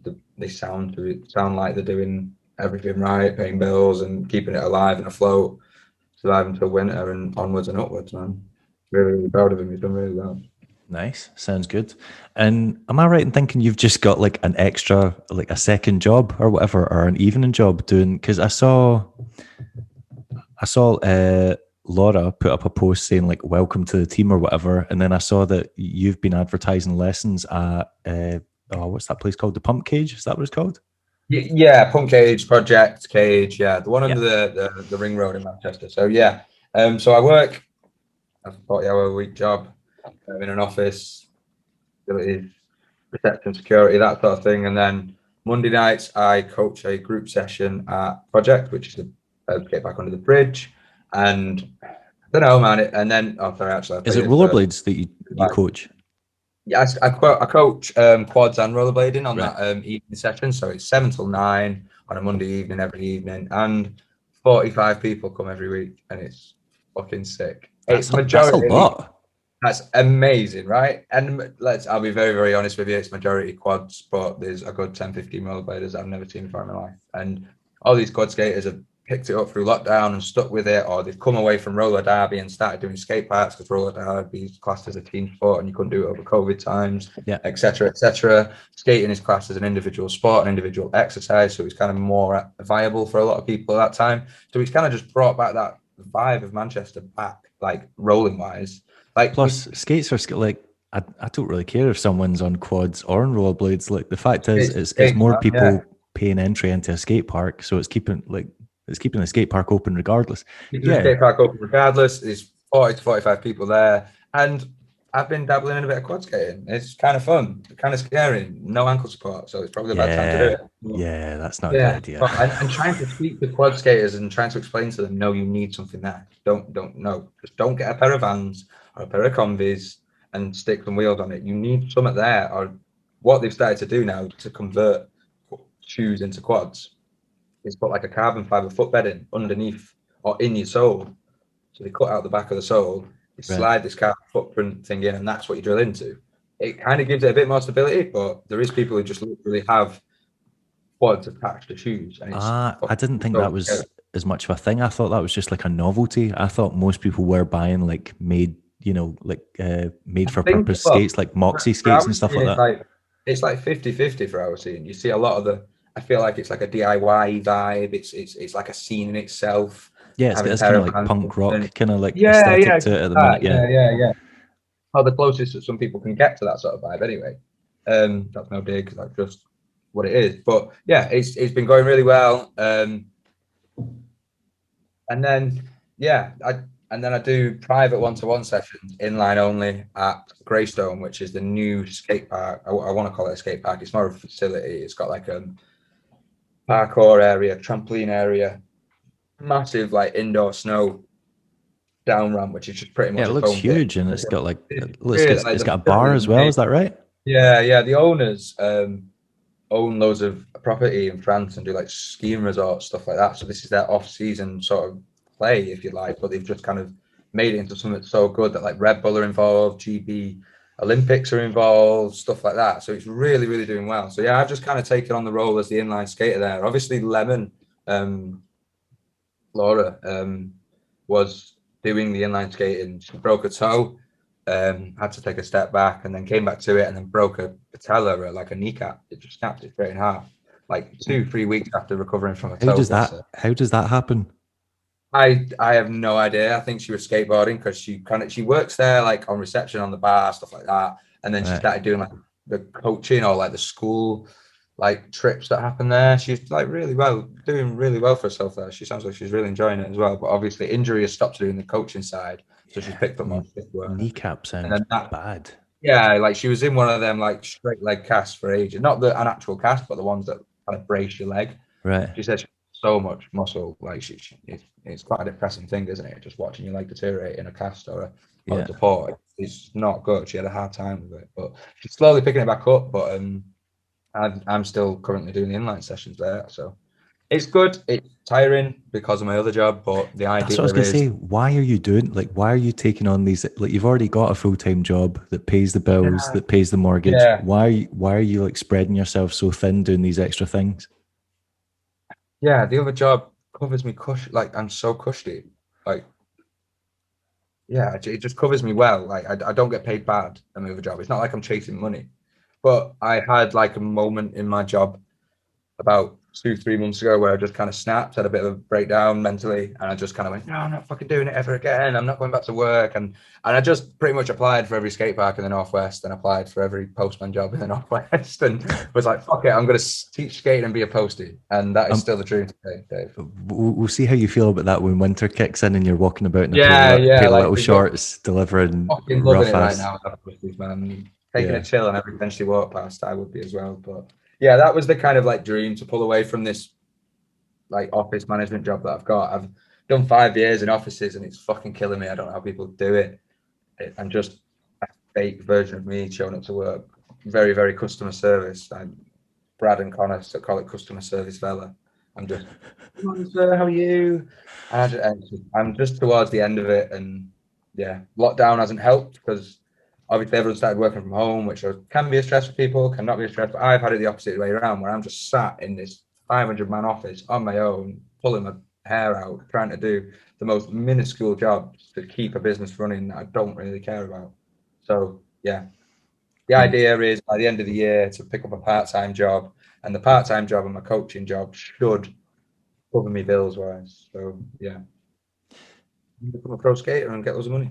I mean, most people don't like their jobs. Let's be honest. Like most people don't Yeah, of course, really man, of course. like. And there's going to be rollerbladers watching this who are 35 years old going, shut up, you child. I've been in a job that I hate for 15 years. Grin and bear it and get on with your life. Don't want to do that. I mean, that is there's two sides to it. Yeah, there's like, oh, like I've had rough ass jobs where I've worked in kitchens and just you've heard the most homophobic, racist shit going on like all day, every day, and it just wears on your soul. And then there's the whole like, but I'm working a job that literally means nothing to me, and am I going to dedicate the rest of my life to this? Do I really want to do that? So I can appreciate it from both sides. Problem is that the job that I've got could be a good career path, could be money for a very long time. Company I'm at, the state of that company, we're a public transport company that is endorsed by the government to provide a public service. No one's getting on buses. We're getting back on them now, but who's to say that we lock down again in a month? And I know we're touching on COVID again, but it has had such a massive impact on my work life that it's a everyday part of it. People say I don't want to talk about COVID. It's unfortunately there. We can't get around it. I mean that's like people who go, I don't like discussing politics. I'm really sorry, but politics affects every aspect of your daily life, whether you like it or not. Even people that rollerblade and go, oh, keep politics out of rollerblading. Politics dictates whether rollerblading is illegal or legal in your city. It dictates whether you get a skate park. It dictates whether, like, you know, you can't say that. The rest of your life, there's no way you can block it out. It's good to mentally block it out. Don't get me wrong. It keeps a good mindset. It keeps yourself positive, uplifts you. But you gotta get real every now and again and just understand that life is life instead of just going along in this little positivity bubble, thinking everything's okay. Everything is okay. But yeah, that's the idea, to pull away from a job that I don't like anymore.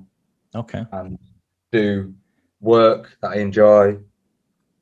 Hopefully, I want to get involved with skate shops. I want to network. I want to work for someone who's within our industry who will pay me to do something in our industry. And I haven't worked it out yet, but there's something there, you know. I know, like, you mean, just like fun. Applying. I just want to be involved in something. There was a job that popped up at Local Skates, and it was like a work in a shop, and just wanted to uplift my life. Like, just let's go, babe. Like, to my missus, let's go to Eastbourne, let's do it. Because that would be an amazing opportunity. That would be so sick to be able to do, but it's not as easy as that. But there is things that I can do to make my life more easy mentally now. Do you know what I mean? Because the office work grinds me. It breaks me. I look forward to my weekend, and I fucking hate being that guy. Do you know what I mean? But yeah, there is that when you start being like that guy that's like, oh God, just need to make it till Friday. Just need and then the weekend's over so quick, it's in a blink. Then you're like, oh shit, is this life now? Yeah, it's not great. Yeah, and people just call it being an adult. Not time to grow up, and I think that's completely wrong. I think you can enjoy your work and still be an adult. So well, like, is the way I see it is, as long as you're paying the bills, like everyone else's opinion can shut the fuck up. Like, as long as you've got a house. That's what I mean. I've been in this office sort of lifestyle for so long that I've saved up for my mortgage, and now my mortgage is fuck all a month. So it means I can step back. Me and Juliet enjoy this house. We're gonna be here for another 5 years, and we'll buy another one, rent this one out. Hopefully, the ball rolls in our favor, pretty much. But yeah, I've done a bit of hard work as young as I am, and now I've got a bit of a period of time, because Juliet's a breadwinner in our house. Like, I don't earn the most money out of both of us. She earns the money. She's got a career path. She loves the job. She's so invested. She's currently it's not that interesting, but she's currently helping the company change from one software to another, and she's like the top boss. She's absolutely like worshipped at work, and that's amazing. We work at the same building as well. We work at the same company, which is quite all right. I didn't know you guys worked for the same company. That's wild. She works in the payroll department. Weird thing as well, but her mum is my boss. Too close, but we're not going to go into that. Yeah, we both live in very progressive households, because your missus is the key breadwinner, and my missus is a doctor. Like, so I could deal drugs like 24/7, and she'd still earn more money than me. Yeah, exactly. But so like, and she's so happy with her career path, and I'm not. And we've had that conversation where, like, I'm not happy, you're happy, I want to change. and still have this life with you, blah blah blah. And yeah, and it's just kind of been like, well, yeah, I'm the breadwinner anyway, so do what you want, Matt. Your money's not that much. It won't hurt us, babe. It won't hurt us. Just petty cash. Yeah. Stop getting above your station. Yeah. Yeah, exactly that. That's pretty funny. That's hopefully how the next 6 months will go, where I can just kind of pull away from the office work. My other idea was to hopefully put it to my office to do part-time, and then thinking, but I don't think that'll work. So a part-time job or just get fully involved in skate park or skating industry would be the dream job. Yeah. Well, if you figure it out, let me know, because that's what I was attempting to do with wheel scene, and hopefully have an office with a dog and employ at least 2 people and pay freelancers and pay filmers and editors and photographers, and it just never worked. So rollerblading. Yeah, rollerblading. It's a tough one to crack, you know. Although some companies are making it work. Some companies are really making it work. Loco's smashing it. Alchemyst, the new one in Hebden, he seems to be doing well enough to carry on doing it after the summer, after all the lockdown buzz as well. So yeah, people make it work. Yeah, some brands are absolutely killing it at the minute as well. Just seem to like sell out of stuff pretty much as soon as it hits the shelf. So yeah, fair play to them. Yeah, but then others are not picking up the slack as well. Like there's companies that just don't class as being involved as these core companies are, because they're just, I don't know, I'm not going to get fully into it, but just like some companies make a t-shirt and go, right, I'm a rollerblading company, it's sick.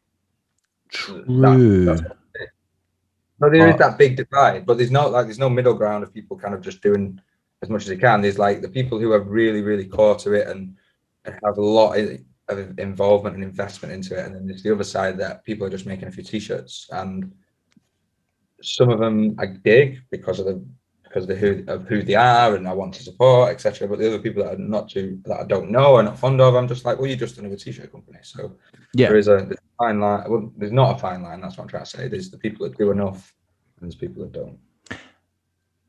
And that is true, but there's also there's only a very small portion of companies that are doing really well in rollerblading right now, and that is because they've got a lot of hype behind them, or they're run by people who are very prominent figures in the sport, like John Julio with them, or with the Kelso brothers with Basement, or you know, the only exception I can actually think of is Conjure Wheels, which were selling out straight away, but that's because they had such a kind of missed nostalgic marketing and packaging that people were like, God, we miss Senate Wheels, and they managed to like capture that. They embodied that, didn't they, in current day? Yeah, like the Rob Kellett. Anything Rob Kellett does, he's a mastermind. On and off skates, in front of and behind the camera is amazing. But yeah, like his promotional stuff for them was just top notch. Which should just be like, he should be getting paid for that shit. But even then, like all their wheels were selling out, and Conjure still shut up shop because they were like this. You know, I'm guessing it wasn't making enough money. Yeah. I'm being quite straight to the point with some people are doing it the best, and other people fuck off. But the people who are just doing it with t-shirts, a lot of them probably just love it and want to keep it going in the little way that they can. So I don't want to come across as some people are just not invested, but what is there to invest into when there is top dogs in the industries, and then there's people that just want to give a bit back, and that's amazing too. So yeah, it's true, but I don't buy into the ethos that starting a blading company gives back to blading. I would say in more cases than not, it actually takes away from blading, because we've got a limited customer base, and by creating more brands, you're just stretching the limited customer base over more brands. Now, if a company comes and says, oh, we support our riders, I'm really sorry, but giving a rider a free t-shirt every few months, or a free hoodie, or a free sweater, or a free beanie isn't actually supporting them, because most people who rollerblade are over the age of 20 and are male. And if you're over the age of 20 and male and can't afford your own clothes, well, you know, that speaks more to your personal situation than a sponsor being able to support you. However, if they can contribute financially, whether it's, I don't know, royalties on an item, or you know, supporting an event, and then that's I consider that contributing to the culture.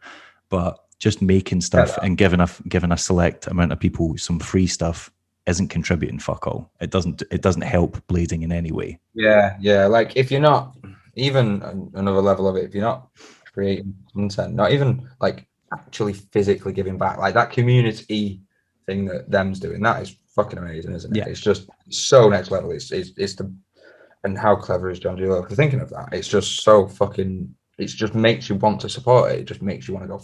Yeah, he's the level of transparency they're displaying is, and I think it's scaring a lot of other companies because they're like, well, we now need to show people what we're doing. Yeah, it's very well marketed. It's very much, oh, look at us giving it back, and that's no dig at them or John or anyone involved in that. It is.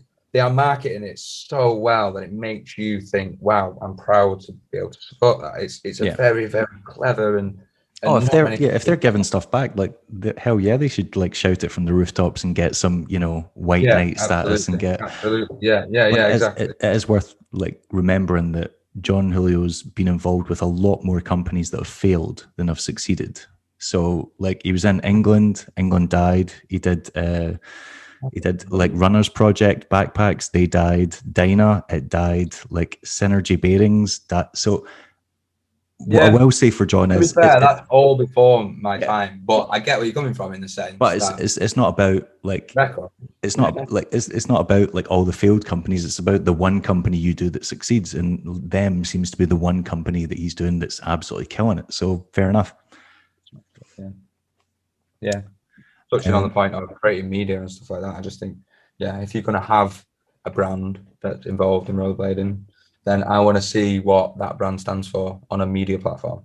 And if you don't have that, I don't see it as much as of a brand anymore, because there's nothing to support it. Like, there's an extra level of giving back and there's an extra level of contributing to rollerblading, and one aspect of that is through media, and that is a massive part of our industry, isn't it? Like, and if you don't give back in that respect, or if you don't create media and you don't give back to the community on a financially giving basis, then you don't cut the mustard, mate.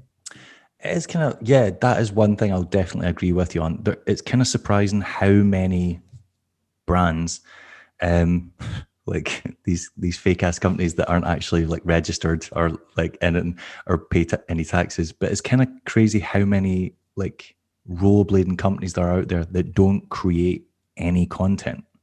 Like they'll reshare stuff. They'll share like team rider stuff. They'll put stuff on their social media page. So exactly. You're basically seeing like secondhand goods. It's like used footage. And when you follow the rider and the brand and his mate, I see the same thing 40 times a day on Instagram, and I'm like, about that. Let's make it not exclusivity, but like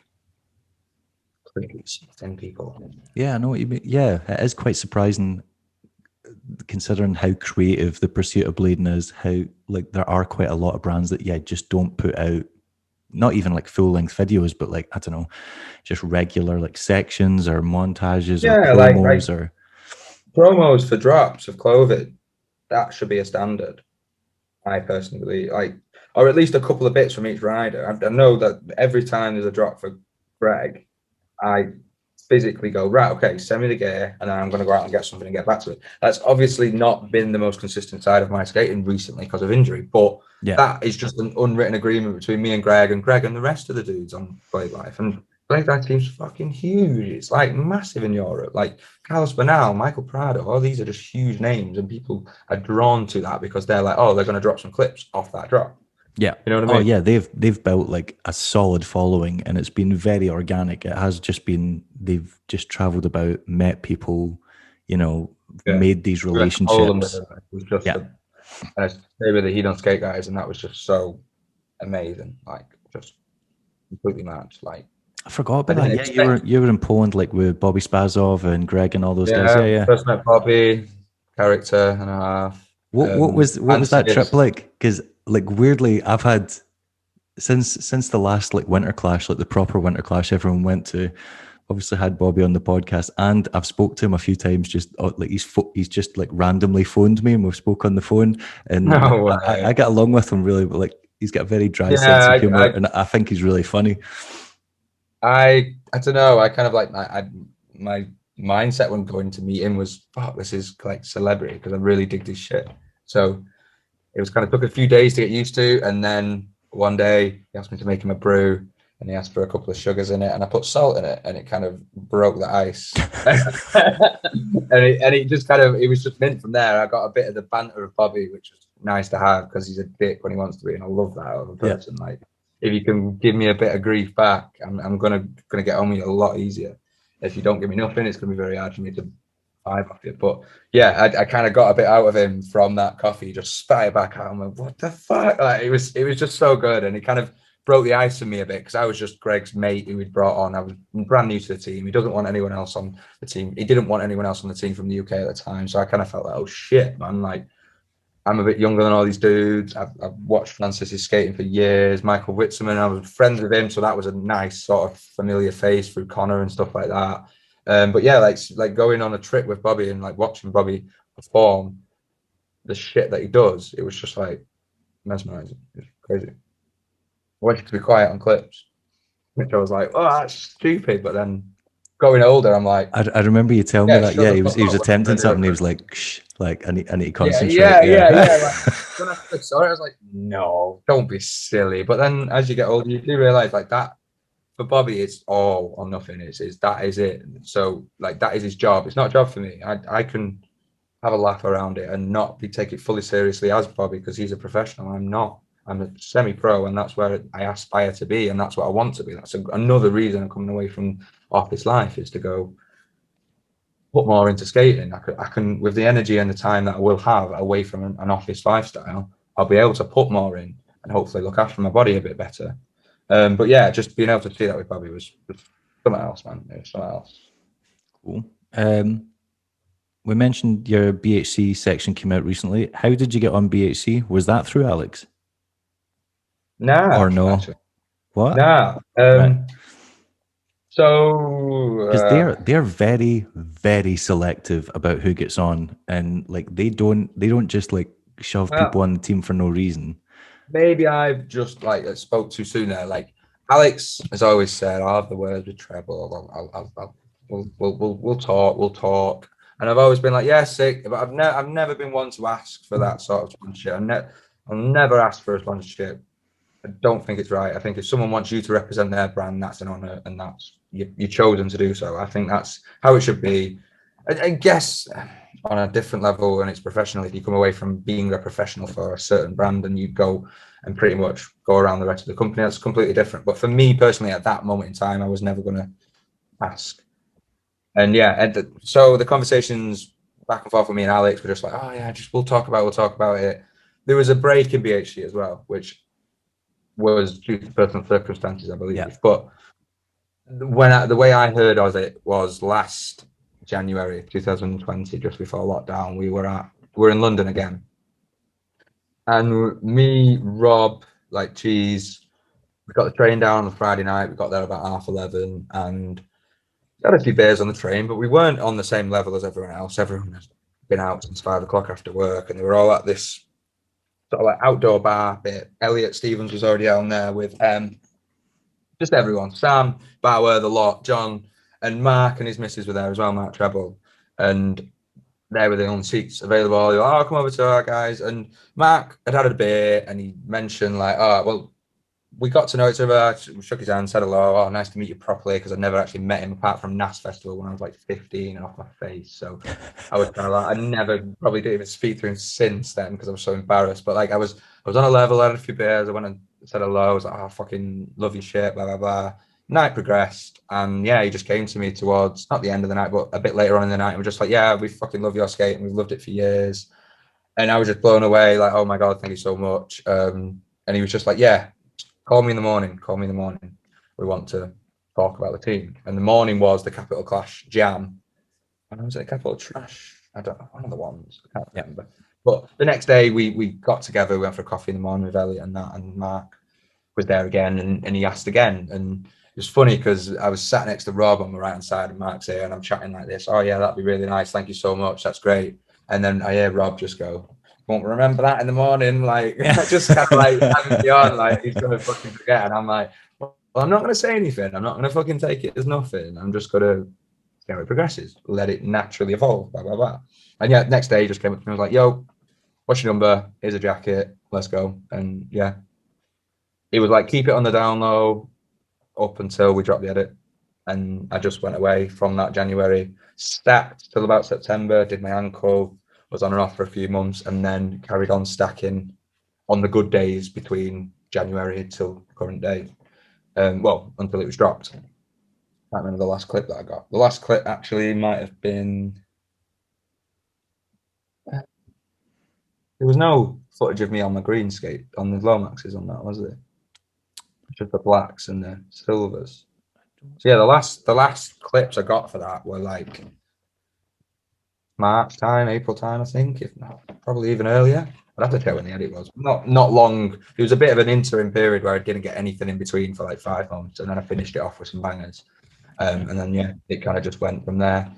Sent me some wheels, got a couple of the Alex's wheels, got the Elliot wheels, obviously got to represent the lads. And then yeah, I've been quiet. I've just explained to him, look, I'm on injury. I'm on the injury list at the minute. I will come back to you and have the conversation of I need some more wheels when I'm feeling like I can perform and represent again. So yeah, it's just again, it happened so naturally that it felt right. And I've obviously looked up to BHC for years. Like I've got signatures of all the riders when I was a kid, like Leon and even Alex as one of my best mates. I've got his signature upstairs, like on a BHC t-shirt. And yeah, just been something that I've always supported and always wanted to support. Yeah. And now I get to support in a different way, and it's pretty sick.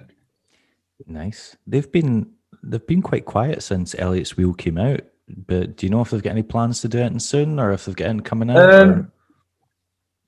I've seen more things. I'm not going to say anything else because it's not my place, but I've seen more things. Okay. I've just ideas dropped in Messenger going, we're still here.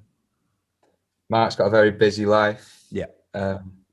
Which is very, like, it's just quite an obvious thing. And yeah, and obviously BHC has been going on since way before I was even around. Couldn't even tell you when the first BHC video was. Couldn't tell you the first riders. I just know it from being Fraser and Alex. Yeah, they've been going the better part of, it's at least 15 years.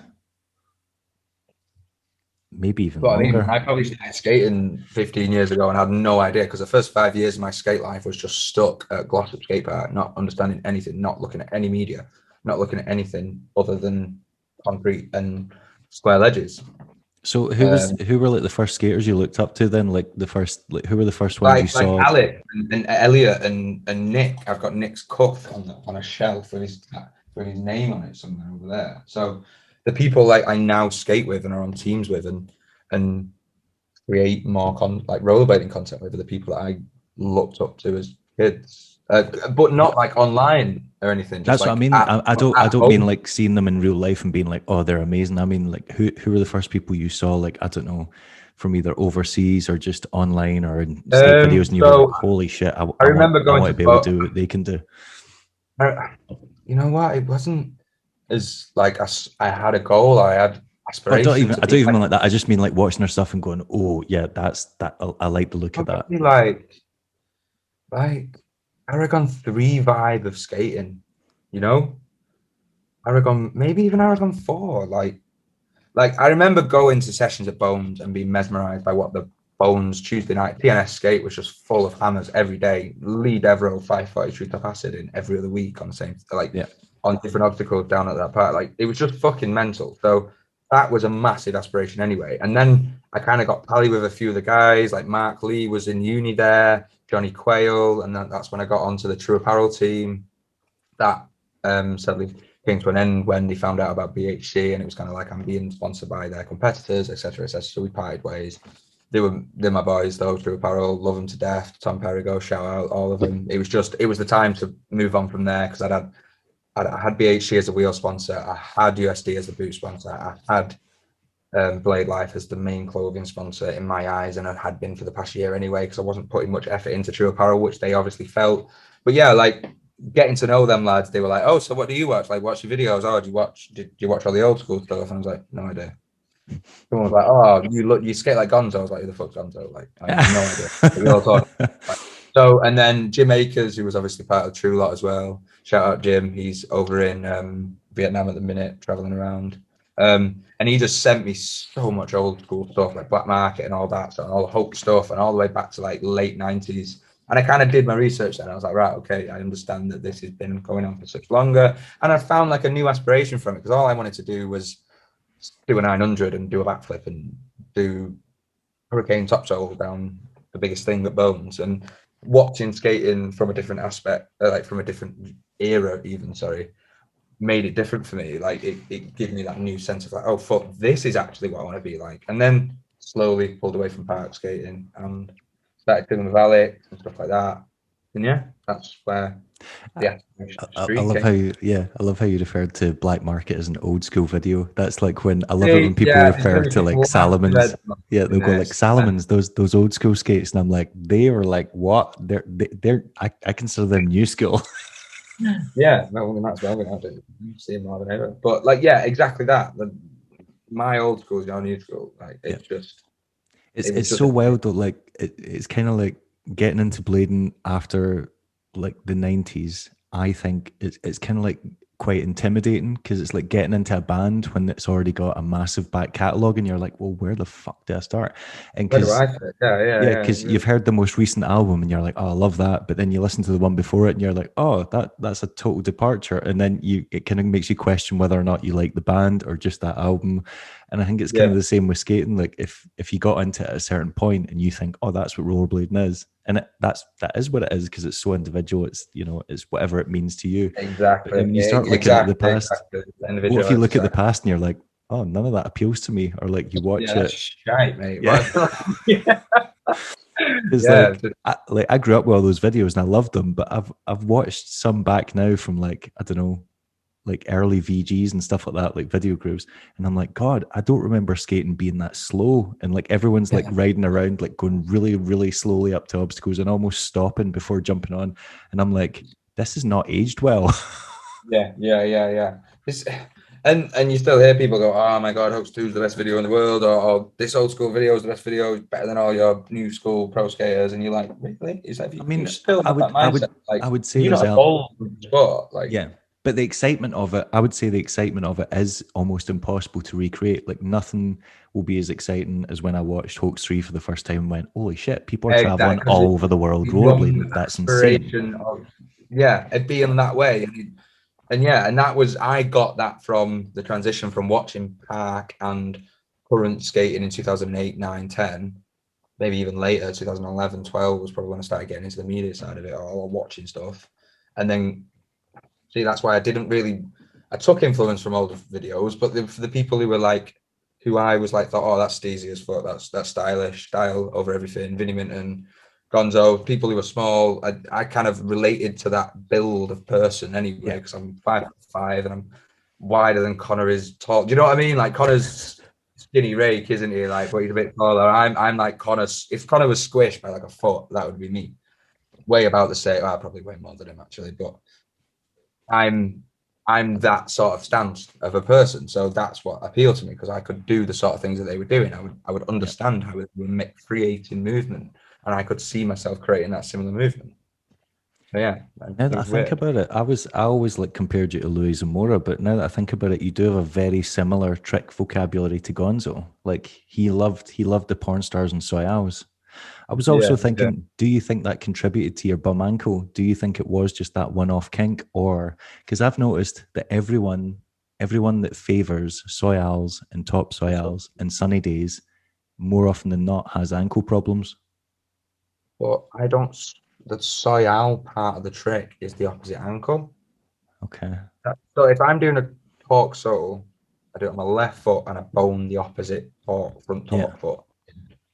You do a lot of sunny days, and that puts a lot of pressure on that ankle, because it's all on the sole foot. Maybe you may be the missing link, Dave. You might be, but at the same time, I felt something that day that just went, like, oh, that's not right. That like very likely that it's been a massive contributing factor, and it kind of makes me think that the guy who was talking about early onset arthritis from overuse of an ankle would be right, but I did definitely feel some of that day. But I will not rule it out as being a contributing factor because I've got the strongest ankles known to man, mate. I can bend over or be so low on something without actually feeling any torque in my ankle because it's on your knee anyway, in my opinion. But your ankle does a lot of work and it deals with a lot of stress and strain. And I've always thought, never had any problems. I bruised my heel once, which was nothing, and I got over it in a couple of weeks. Never had any problems with my ankle. It's always been my wrist. It's been my broke my leg / ankle on a fucking foam pit about 4 years ago, but was a quick Remember recovery. that, yeah. Over it. That's it. I've broken my right ankle, and it's been absolutely fine ever since. I've done whatever I've done to this left ankle. I've had problems, man. So I bet it's just an accumulation of all of it. But there was definitely some of that day that just, like, oh, that's going to be annoying if it stays, and it has. Shit. Yeah. Shit. I haven't gone away yet. But yeah. Maybe if you just listened to me when I told you to stop doing so many of those tricks and move on to the top. What was that I was wanting you to do? Torque slides and top acid variations. Front torques. I can do.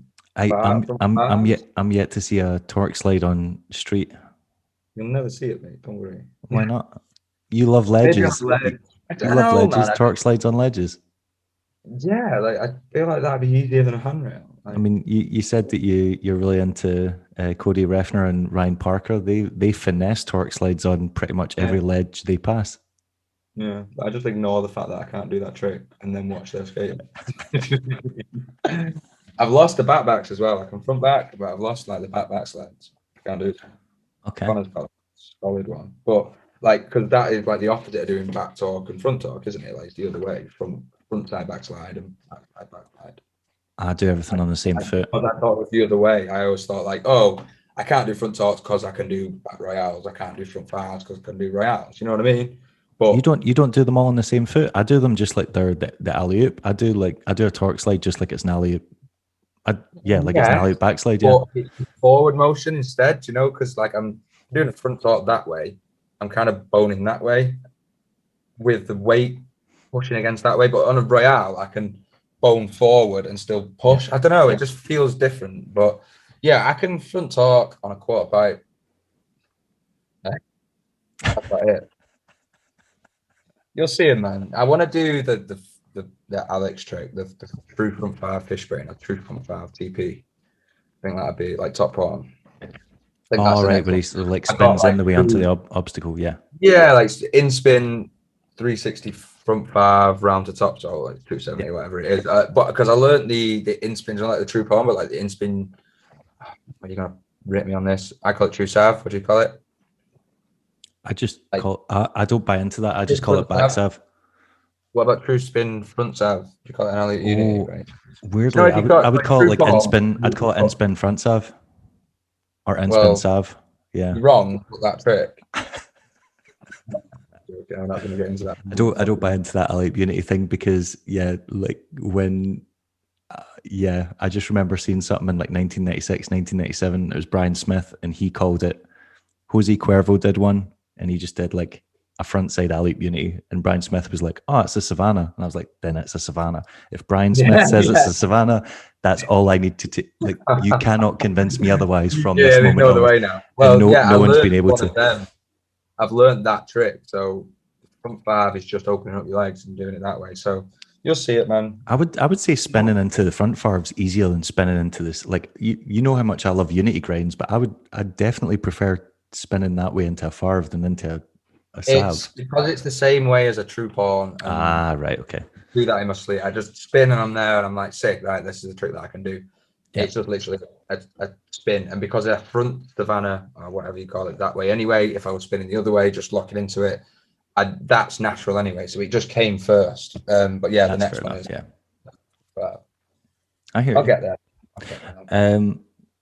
Right, I'm only got one more question because we've been on this for almost 2 hours. Who are like the current people that you watch and are get excited by, or like you look forward when you find out they've got something coming out? Because I think because of social media and because of Instagram and because of like constantly being able to see people's either progression or what they're into or just like things they're trying to like experiment with, I think it's just a lot easier to become I want to say like kind of like feel connected with like another skater on the Yeah, other yeah. side Like of the road, almost especially lazy with because your influence choices as well. It's just like it's right there in front of you. You're getting yeah, absolutely everything, and everyone's doing it. Like everyone's on this Instagram vibe. Everyone's on this constant content vibe. I need to jump back on the saddle with it, but like people are like constantly updating you on their life and style and lifestyle and skating involved in that. But my current influences are my not even crew. influences, just people that you like Yeah, like who I you like to enjoy. watch skate. Yeah. Yeah, yeah. I enjoy their being in rollerblading. My crew, like our crew, Manchester, just something about it clicks. I But mean, it's a solid lineup, wait, and it's not like any of the guys are slacking. Like, there's a lot of good skaters in Manchester, so that's not that surprising. just for the vibe only, like I wish more people came to Manchester just to experience that. And when you do, give us a shout because fuck, it's amazing. But outside of like getting juice from my own crew, Cody and Ryan Parker, that they are great influencers and great Instagrams to follow. But my favorite like skaters at the minute are Nils Janssens, Yuto Gatto, if I'm getting that right. Leon Humphreys, and he's been for ages and always will be. He's just fucking god. Yeah, I watched fucking Niels' newest section and Leon's the other day back to back after work, and I was just like, right, there's no point anymore. Like It's been a good week for sections. Yeah, Leon dropped his, and then the Nils one was amazing. fucked up. Yeah, Nils getting 2 pro skates as well. That's so sick. Like that again, marketing. he's doing all right out of that Rossi's deal. He's had how many skates now? Is this not like skate number 5 or something? God, yeah. But yeah, Nils, just because of who he is, he's an aspiration to be like, I want to stop smoking ciggies and drinking so many beers and just fucking encapture Nils' fucking vibe and just send it the way he does. You do know that alcohol contracts tendons and ligaments, right? You do know it dries them out. So see if you're drinking at all these sessions and then stretching all the all the internal bit is probably aggravating it. Yeah. Yeah, Yuto just from the style point of view. And then the obvious names like Brosco and the Keltos, I enjoy watching their stuff. I grew up watching their stuff, but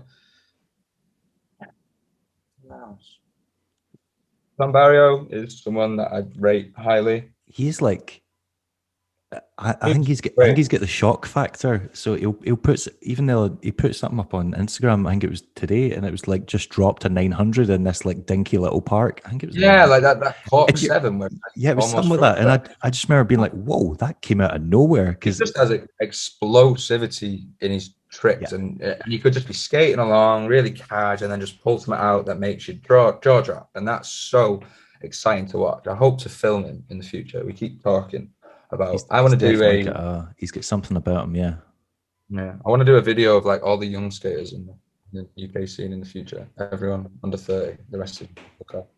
Brutal. All right. No, but I don't know why I'm getting upset. I've got nothing to offer. I don't know why I'm getting upset, but yeah. No, but like getting clips of Elliot, me, Connor, Brad, everyone who's like on the other end of what the majority is, and going like, we're still here, we're still trying to push the sport, etc. But yeah, Tom Barrio for that reason, and just the fact that he's just a mind fuck every time you watch it. He's got the showmanship. Yeah, I'll give him that, definitely. Cameron Talbot's cool. I like him. He's pretty sick. But yeah, like the main influences are the names already mentioned. Nils, Leon, Alex has always been a massive influence to me anyway.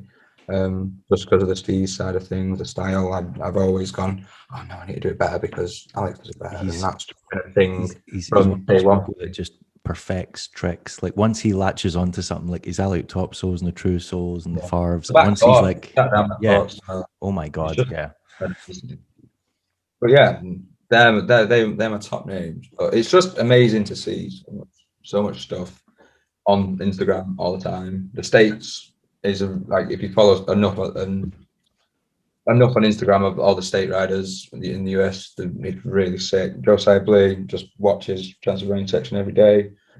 shit like that, man. But yeah, the obvious names that I've already mentioned are the ones that I'm like, fuck, I want to skate like that. I want to be like that. I want, because they don't just influence my skating as well. Like Neil's influence, what makes me want to be a better person in regards to my health and looking after myself and stretching and all this sort of positive fucking energy that I haven't got that yet. I'm a bit of a fucking negative Nancy sometimes. Like I'm a work in progress. I'm still trying to get there. Yeah. But he does make you go, fuck yeah, life's mint. Let's give it a go. Yeah, he's definitely top of the list. I love how we started this conversation shitting on skating handicap rails and how boring it was, and then you just named Josiah Blee, who's like probably one of the best handicap skaters of all time. Yeah, that's everything else as well, doesn't he? Like this is true. He can skate pretty much. He does handicap tricks down stair rails. So yeah, you know what I mean. Like oh yeah, he takes those switch ups to anything. Yeah.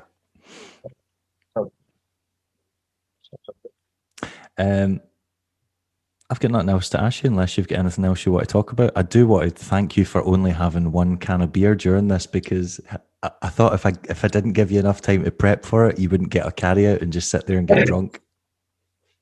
Well, I had a big day in work today, so me and a few colleagues had a beer in work when I left, and then I cycled home in this fucking heat and had a smoke and a beer on the canal. So I was like, right, okay, I'm like feeling a tiny bit cut, like with the sun and the exercise and the day at work. I'm going to eat good food before this. So I had a curry and then I was like, right, okay, I can have one more. I like 10 times during this, I've been like, right, give me 2 seconds. I'm going to go for a cig, a piss and grab a beer. I'll be back. And I've not done it. So we've done all right. But now look, I've got a cigarette. I'm dying for a piss and I really want another beer. So in that case, I'll let you go and get another beer. Thanks for taking time to do this, babe. And I'll get you in the group chat within the next. Can I do some shout outs? Of course you can. Shout out my crew, Manchester, Rob, Alex. Shout out Elliot and Jam. Elliot's in Canada at the minute. Big up, lad. Jam moved to Spain a couple of months ago with his missus. Hope you're good, Jam. Yeah, shout out USD. Shout out Blade Life. Love you, Greg. Shout out BHC. Thanks, Treble. Shout out Connor. Shout out Brad. Shout out Aqua. Shout out you, Dave, because you make me smile, mate. Right, yeah. Thanks for having me, man. Appreciate it. Good catching you. Yeah, Elliot's going to be raging when he realizes you left him out of the shout outs. He's going to be. Shout out, Portman. Give him loads of grief in the chat after this. I can't wait. Right. Peace. Speak soon, Thanks mate. for having me. Bye. Breakfast.